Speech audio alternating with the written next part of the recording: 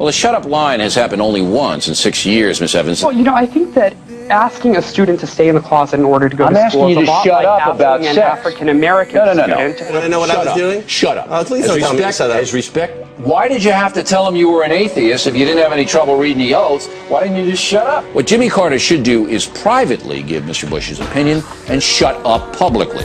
That would be best for the country. And it is our duty as loyal Americans to shut up once the fighting begins. Once the war against Saddam begins, we expect every American to support our military, and if they can't do that, to shut up. All he's got in 6.5 years is that I misspoke, that I labeled a polk award to Peabody. He writes it in his book. He tries to make me out to be lying. No, that's shut up. It happens all the time where powerful men see a good-looking stranger and they try to make a move. Mr. O'Reilly said to the plaintiff, and just use your vibrator to blow off steam. What? You've got a vibrator, don't you? You know, old guys like me go to bed early, so we often miss some good action. Some good action. I mean, it's something in the straight man gene that's curious about lesbianism. Do you have a roommate, by the way? No. So it's just you, the camera, and the computer. And I never had any sex conversations with my parents. I mean, I had one with my father that lasted about 2 minutes. Men, and I know men real well, being a manly man, are barbarians. They're just barbarians, okay? They see a good-looking woman. They're not respecting their intellect. These people aren't getting away with this. I'm going to go right where they live. Every corrupt media person in this country is on notice right now. I'm coming after you. I'm going to hunt you down. And I mean it. The smear stops here. You're all on notice out there. I'm coming for you. You know, look, if I could strangle these people and not go to hell and get executed, You're not gonna do I would, but I can't. Mr. Overman, you have a comment? Hey, are you the kid who picks up Bill O'Reilly's loofahs? Or does he get his loofahs himself? Or does he belong to one of those, like, Loofah of the Month clubs, where you get a subscription, and the loofahs are sent directly to your house, so you have a constant supply of loofahs? Surely you cannot allow someone to come on the air every day and vent hateful, dishonest propaganda. You just can't allow that. And here's what a disgrace O'Reilly is. I mean, Oberman can't kill him enough. Here's what O'Reilly's doing. What? You are not going to believe this. What? This son of a bitch actually went on that falafel thing of his, and he said, if you'll buy a copy of his book, for every, we're not going to believe this. Here we go. For every, I hope you pull your car over the side of the road. Pull it over the side of the road. Here's what O'Reilly says. For every copy of his stupid book that you buy, he'll send a copy to a soldier in Iraq or Afghanistan. I mean, Surely you cannot allow someone to come on the air every day and vent hateful, dishonest propaganda. You just can't allow that. The situation here for this kid looks to me to be a lot more fun than what he had under his old parents. He didn't have to go to school, run around, do whatever he wanted. Like school. What? Some kids like school. Well, I don't believe this kid did. And I think when it all comes down, what's going to happen is there was an element here that this kid liked about his circumstance. The press in America is becoming increasingly untrustworthy. Don't expect honest reporting anymore in this country. When the world sees the relentless pounding Mr. Bush is taking from the American media, they come to believe that the president is indeed an evil man. But this hate stuff, this rooting for the administration to fail in Iraq and in other areas, is un-American, unbecoming, and unacceptable. All press hostility towards him is grossly unfair.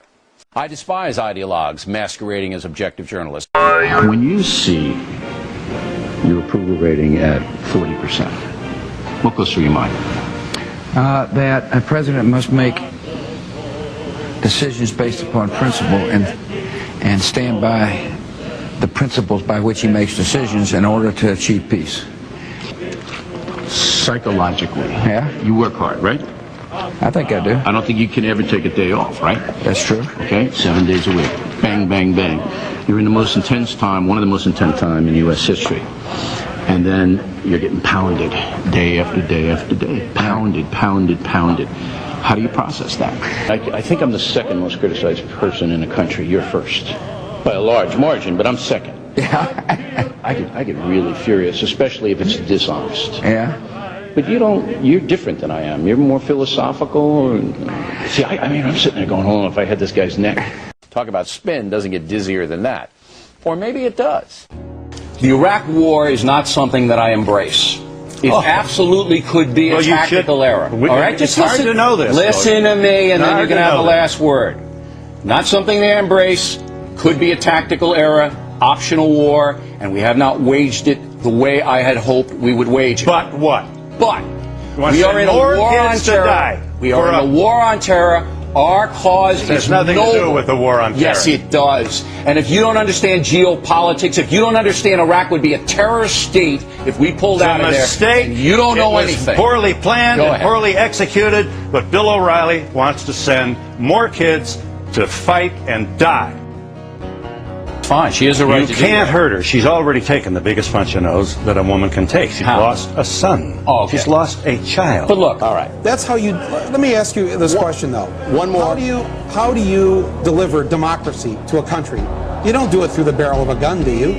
That's not how you deliver you it. give the people some kind of self-determination, which they never would have had under Saddam. Why didn't they rise up? But let me just tell you, because they couldn't. There was a Gestapo-led place when they got their heads cut off Well, and they went sideways. that's true in many countries throughout It the is. world. It is. And you know what people have done? They've risen up. And you can do it in a number of ways. You can do it our way, through a violent revolution, which we Propaganda. won. The French did it that way. You can do it by boycotting South Africa, and you can overthrow the dictator there. There's many ways to I'm do glad we had this discussion because it just shows you that I see the world my way, you see the world your way, all right? And then we can let the audience who's watching us here decide who's right and who's wrong. And that's the fair way to do it, correct? Right.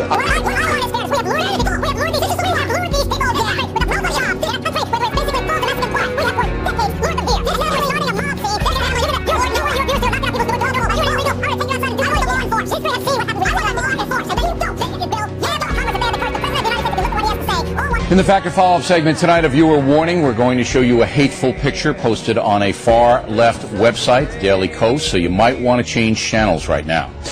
As you may know, we've been reporting on most of the Democratic candidates attending the Kos convention this weekend, despite the fact that website is full of hateful postings, including this picture of President Bush and Senator Joseph Lieberman, which has been on the site for a year.